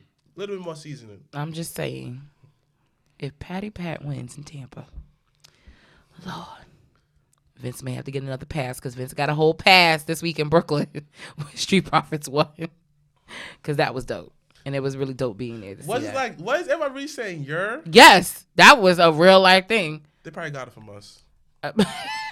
No, but Serial They kids. probably went to a Jabba event and tried to copy off of us. Probably. this was a really good week in wrestling. And I want everybody to understand that. This was a really good week in wrestling overall. Okay. My number one thing, Beth Phoenix, round of applause. Beth selling the shit out of moves. The glamour Beth party. Phoenix selling the shit out of that RKO. Bro. Biggest sale of 2020 so far. She took that RKO like a champ, sold it like a Whole champ. champ. And Randy Randall. is doing a phenomenal job in this program. Shout outs to Jaquan. What's his Instagram name again? I don't know. So Hacksaw JJ whatever. Duggan. J Duggan's Hacksaw whatever. Oh, yeah. Because he's a huge Randy Orton fan. he's a Randy He loved Mark. him. He loved him. So Randall shout outs to your boy Randy, Jaquan. But moving forward, it was dope. Dope as It hell. was. How's yeah. Now, number 2, Jake the Snake Roberts Oh, man. Talk about it. coming I will give out him that. and dropping that bars for promo, using like historical figures Jake out here talking about I'm gonna bring my own guys. What? and just Who you gonna setting up whoever he's setting up real nicely. Wait, I Who do got you a think is comment. gonna be? I got a comment about that. Everybody's making a big deal about, what AEW is doing, copy WWE, this, that, or third. I think Like in what way? they're doing the same exact thing, but they're like using the talent what the talent is great for. AEW knows that Jake the Snake Roberts cannot go in the ring, but it's a good way to put over a talent by using his voice. Now, like I said with the whole Brock Lesnar versus Goldberg, you need those monumental wins at WrestleMania. And as you come in for that title, him being Goldberg, it's good for him in ring and him out of ring. Because him being it as another stepping stone to his long career when he's ready to retire. So everybody's to go what you're saying. I'm gonna piggyback on a little bit of it. There's a couple things. I believe the same thing. I believe that they are both Jake the Snake Roberts and Goldberg were brought in to help. Shout out to Black Wrestling Alliance who pointed out with Goldberg. To help. That's what they were brought to do for. Now, everybody's saying that Jake, all he did was cut a promo. It was great, and that's it. And Goldberg took the title off the Fiend. Okay, I've talked about this before, and I'm gonna talk about it again. You motherfuckers, I love you guys, wrestling fans. Sometimes you're not seeing the bigger picture. Absolutely not. So let's rewind. Nope. You take the title off the Fiend. Why? Because you want to start a new program with Cena because it makes more sense. Yes, it does. Because Cena and the Fiend have a pass. Very much. And it's going to help the Fiend look even crazier and psychotic. Granted, the way that the Fiend lost wasn't the greatest, but he already looked powerful. But it was to fucking save Goldberg. It was to save Goldberg. It was to save it Goldberg. was But safety also it made Goldberg look strong going into WrestleMania. So when Roman beats Goldberg, Roman looks strong. That puts Roman on a different pedestal. And The reason why, like, I look at it from there's two different types of wrestling fans I talk to. I talk to, like, the hardcore wrestling fan, that's us, obviously, and people just watch wrestling and that's it. Nothing extra, nothing more. And somebody was telling me, an older cat, he was just like, yo, man, Goldberg came back, defeat The Fiend. Oh, man, The Fiend's a tough boy, but, yo, I don't know how Roman's going to do it, though, but I hope Roman can win because he'll look really strong. But and that's the point, because so now what did they bring Jake in to do, right? To make the person that's gonna be his client look strong. And on top of that, And then another thing is, whoever his client is being rushed into basically the main event scene, because that's what Cody is. Yo, so then question is, who's his client? I really think it's Brody Clay. Bros Clay, yeah. Wait, what? You think it's who? Brody Clay.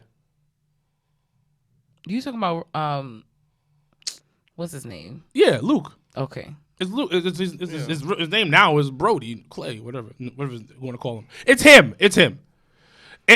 Could it be Lance Archer? No, it wouldn't work. It wouldn't make sense. It wouldn't work. It wouldn't work. But you're introducing somebody to put him in the program so he looks strong already. You're putting somebody over. Yes, it's not in the ring, but the whole concept is putting somebody over. Vince does that. Huh? Vince does that. That's Absolutely. what I'm saying. That's the whole But point. people don't say that exactly. But that's the I point. agree. And everybody That's called even worse. That's even worse. everybody called me crazy online when I said they're doing the same exact thing because they're helping putting the They're company They're just doing over. they're just doing it in different ways. It's just, you're putting somebody over, and the whole Goldberg's a chess piece. Yeah. Goldberg is basically okay. He beats the Fiend. He looks strong. Now he loses to Roman. Roman looks strong.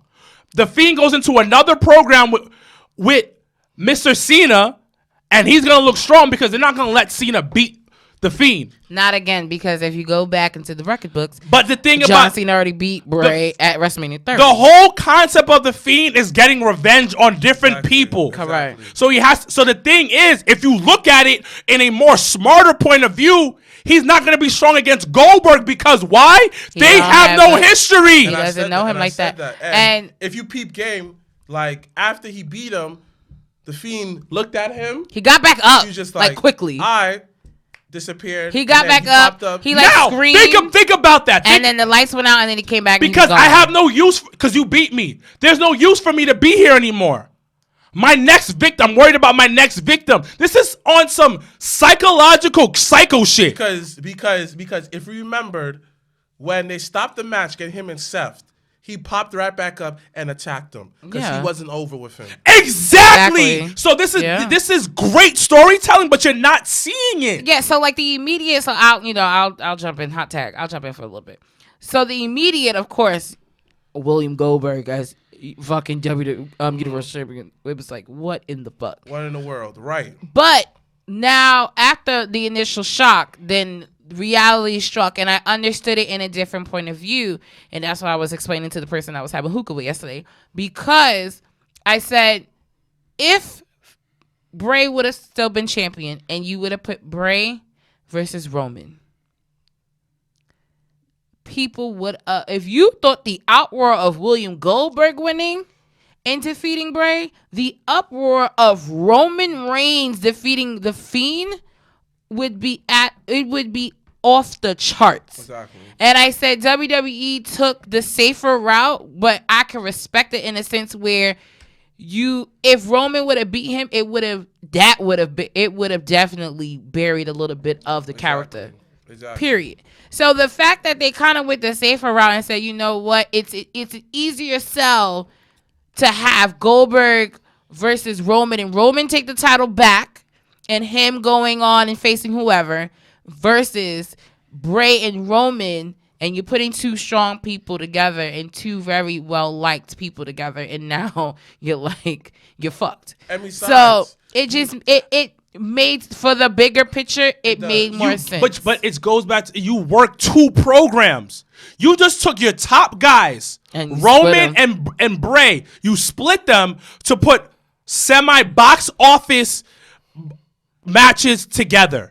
Yeah, People it's strategic. It's super strategic, and they had to do it because the original card that was leaked looked trash. I think it had Roman and Bray against each other. Yeah, and I think Daniel was in it somehow. Yeah. Oh, yeah. But actually, I would have. It wouldn't be a bad match, but it wouldn't work. Exactly. It wouldn't work. And you know what? And Daniel, unless Daniel Bryan was going to win that, Daniel would have just been an extra piece. An extra.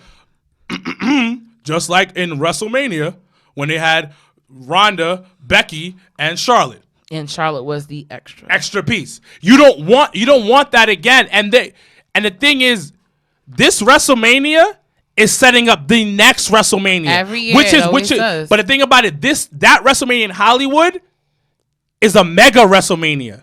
I'm gonna tell you this right now. WrestleMania in Hollywood is gonna be a huge fucking deal. New stadium. New everything. Raiders Stadium, right? You got, Raiders Stadium, right? No, Raiders are in Vegas now. I keep saying it. Rams it's the Chargers, I think. Chargers. But the thing about that stadium is huge. And you forget that it gets bigger because the ring is smaller. So they're gonna be on the field. They're on the same level, like how Dallas was. Woo! AT&T Stadium is huge. So it's on that same level. And on top of it, I agree with you because not only that is, you're right. They got us do this for next year also. Stop thinking. The thing is, you got to think 2 ways in wrestling. The business side and the wrestling purist side. And sometimes the wrestling purists get so angry about the business side of things. And it kind of... And they get tight at Vince. But when you take a step back and look at what's going on, you're using a figurehead. Just like Jake did.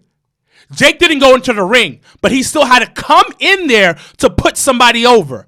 Goldberg can't talk on the mic like that. Yeah. Absolutely not. But his physical presence, all he says is gonna help other people. He got him better. The past couple of promos he's done, it's not that bad. It's better if he was in WCW. Absolutely, he was barely doing promos in WCW. The one thing I realized, he joined NWO. I hate you. That was NWO Black and Silver. Stupid. So stupid. And NWO 2000. One thing I'm noticing, shout out to these Wrestling GIF, Wrestling Premiere, Wrestling Revive, all these wrestling stuff on YouTube, because when you look at all these storylines in retrospect, you realize, dang, that was a good program though. Dang, I could see how this person improved themselves throughout the time they was working with this particular Wrestling person. recycles shit. Wrestling, it does. And it also like, recycles stuff from. It also recycles stuff from everyday television. Yeah, like for absolutely. example, The Hero's Journey, where the hero's on top, then all of a sudden he goes to deep down the valley and comes back up. Yeah, everybody likes a good chase. Coming back home storyline, aka where everybody go there doing their own place, but they come back together for a common goal. The Shield, DX. I was like DX. You got the Overcoming Odds. That's the Coffee, the Jeff Hardy, the Daniel Bryan, Coffee, Jeff Hardy, Kofi, Daniel Bryan, Mick Foley, The Rock. No, I'm sorry. Mick's title. The night Mick won. They use the same that was electrifying over and over again throughout media. But that's just life. I kind of understand the rewriting process because just last year people were saying that Drew McIntyre is not going nowhere. What they be doing with him? Blah blah blah. But with he won the goddamn Royal Rumble. Before that, they set him up with key wins, key promos, and they put him in the right situation to make him set up to become the person he is. WWE. What I realize about wrestling and in sports in general, all you need is a couple of good games, a couple of good moments, and you right back on top. AKA the Giants, when they lost, they won the Super Bowl, then they go back. 2 years later, a couple right pieces, it was right back at it. I have to agree to disagree with you on that one. You're right about everything you said, but you also got to have the right people with the right pieces, with the right vision to see things. Of course, because the reason why Drew won was because of Paul. That's the rumor that's going around, is that Paul was adamant about Drew winning the Royal Rumble. And I think he had, and I think it was a good move.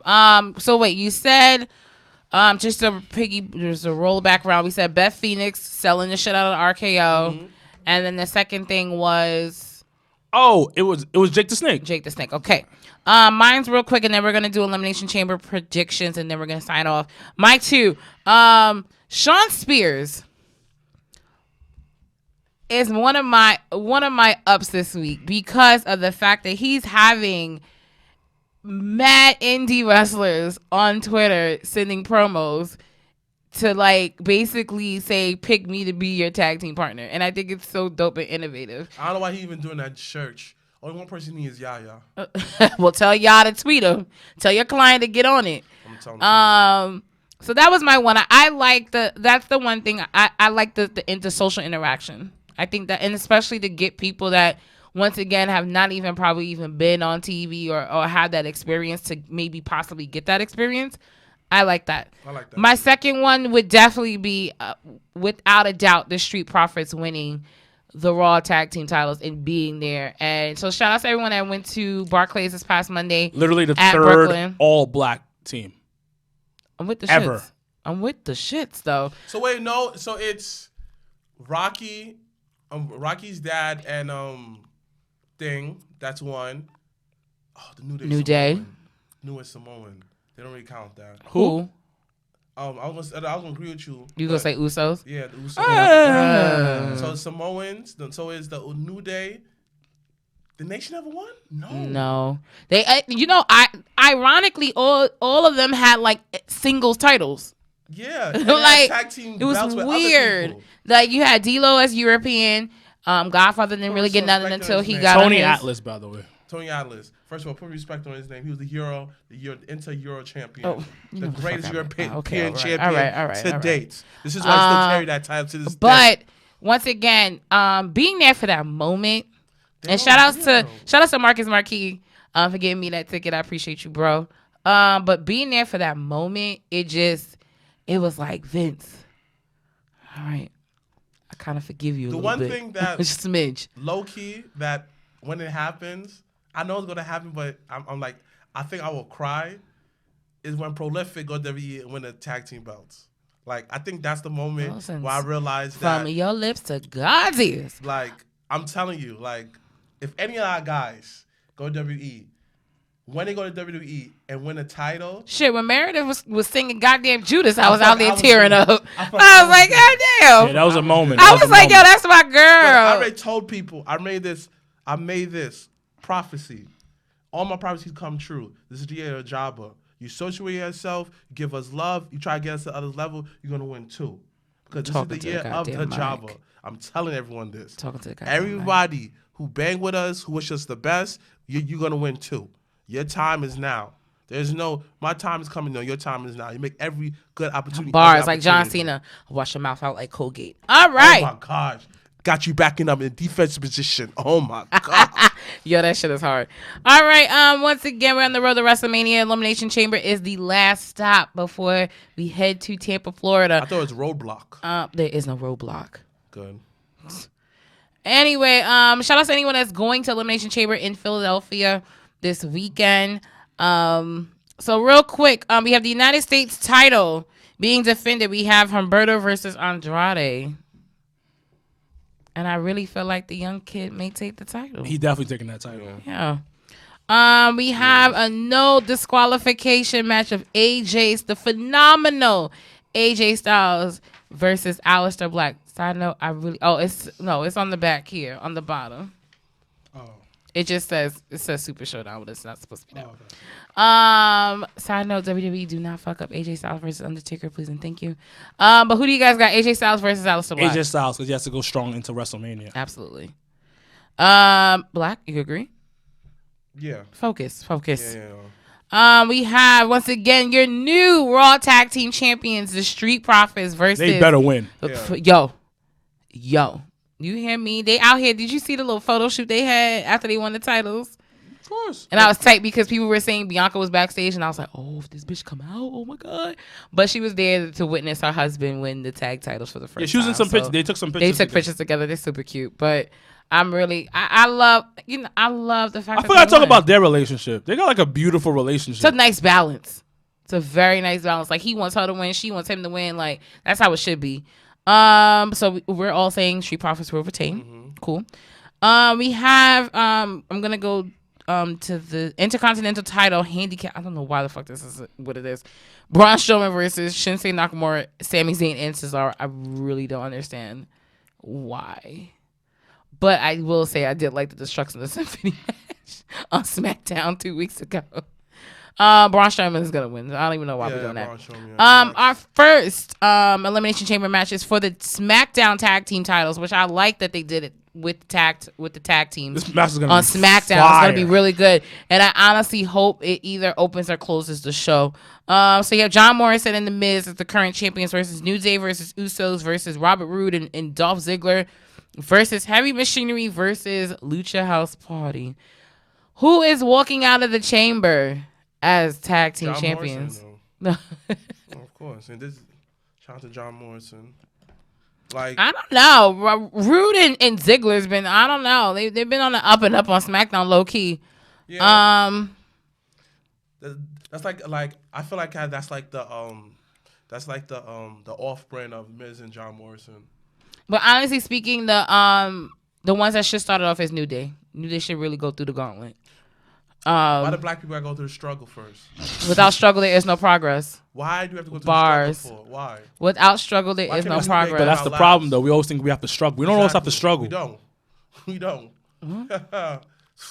Without struggle, there is no progress. I stand by what I said. Frederick White Douglass. people don't say that. Because Frederick Douglass said that shit. So white people aren't going to say that. So who's winning the tag team Shout out titles? to George Washington Carver. I asked you a question. But shout out to George the Carver created the best thing ever, peanuts. He didn't create peanuts. I mean, he found use with peanuts. Smart brother right there. Because he's onto something with peanuts. Why are you talking about peanuts? Like I asked you, we who's got 5 winning minutes. the tag titles, and you're sitting here talking about peanuts. No, they're keeping that. Yeah. Okay. They're definitely keeping that. But that match, boy, I don't want nobody to talk to me when that match comes on. All right, and then last but not least, we have which I don't understand why we're doing this because we already know who's gonna win. But anyway, guess for kicks and giggles, we have the women's elimination chamber match where the winner will challenge Becky Lynch for the Raw Women's Championship at WrestleMania. So this is your ticket to WrestleMania. So basically, the match is Asuka. So you got Asuka, Blazer, you got Shayna Baszler, you got Ruby Natalia, Riott, copy. Sarah Logan, Liv Morgan, and Natalya. Sad thing about it, no one cared about Sarah Logan. Nah, she did her shit this week on Raw. I guess Sarah Logan's not interesting to me. Well, then that's just you. Is she interesting to you? No. You hesitated. My point. No. My point. You proved my point. No, but that's just us, But though. don't say Too many. it's all you. That's just us, though. No, but I'm just saying when you say things like that, you have to make sure that there are other people We that were agree boys with you. together. First of all, at the end of the day, when it was the Riot Squad, Ruby Riott was the only person I really even cared about, and still to this day And that I feel still like care Sarah about. Logan's like gasoline and old. Oh, Slim that's Jims. disgusting. Okay, who is Shayna Blazer, man. Who? Shayna Blazer. Who? Says Shayna Shayna Blazer. I just want you to do Baszler. Blazer. Oh, I thought it was Blazer. It's basically. Oh, her name is Shayna Blazer now. That's it. I just want you to do better. Shayna Baszler will I just wanna interview her, 99.9%. If I meet her, I just want to interview her. She will 99.9% win. There's still be a 1% chance that And she lose. it could be the ultimate story, but I don't think What they if would Jazz do that. come out? Wow, this is the way we're gonna end the show. Once again, That's it. Elimination Chamber this Sunday. Asuka's winning. Oh boy, Asuka's winning. oh boy. The way they've been doing things recently, I think Asuka's gonna win. But let's wrap up real quick. All right, You don't say a hot take like that, leave it as that. right. Like No, you, we're leaving you this down. waited a minute. Have you seen how they've been building her up right now? But yeah, Asuka's What? low-key injured though. Huh? Yeah. Asuka's low-key injured though. That's why she didn't wrestle on Monday. might But she win. is. I mean, I do believe she is cleared for Sunday, but Let's see that. so that's why she didn't. That's why she didn't wrestle on Monday. And Kyrie Sane took that chokehold. But as I was saying, Elimination Chamber this Sunday. For those in the NYC tri-state area, you can NYC. join us at Legends Bar And then once again, March 22nd, our 100th episode. It is going down. JTP Live. And then once again, our Wrestling Jackets and Belts Day Party Brunch Shenanigans being hosted by Chiseled Adonis himself. So thank you so much, sir, for hosting. Adonis. Is that how you're going to introduce him? I should introduce him like that. No, you should not. But Actually, he's you shouldn't do that. he's doing the introduction. He's doing the introduction to us, so you will not be introducing Man, they him. done messed up because I'm alive. Dang. I'm Wow. like, you funny, my nigga. You funny. Once again, March 22nd, mark your Thank calendar you. is the 100th episode of the Jabba Tears podcast. And it's crazy. Every person that I've said it to, they're like, yo, that's an accomplishment. Like, I don't understand. Like, and I'm just like, how did we get there? Man, we got to look back at some episodes and really reminisce. Anything else before we go? Nah, that's it. Our engineer wants to go home. Put All his hat on. right. Shout outs to Alex, our engineer for tonight. Alex definitely He had the bucket hat on. Put his bucket hat on. It was He had like, a bucket hat on. He was like, all right, I got to hurry the fuck up. That's our signal to go home. It is our signal That's to the go-home go. signal. Next week, do we have a guest? Are we announcing it? No, Miss we're not maybe. announcing All right. Next week we may have somebody, may not. But you said what? Not doing that anymore. Oh, because you just never know. But join us next week as we are on the road to 100th episode. As always, I'm Janelle from HR here with Sir Wilkinson, Mr. Black. # Black Excellence. Ooh, excuse me. Black Excellence. # we're out. I was over, got the hands in motion. If you go with rolling, no need to focus. Traveling states and over oceans. You gotta wait till your coast chosen. Try to have lines outside the show like Harry Potter releases at Barnes and Noble.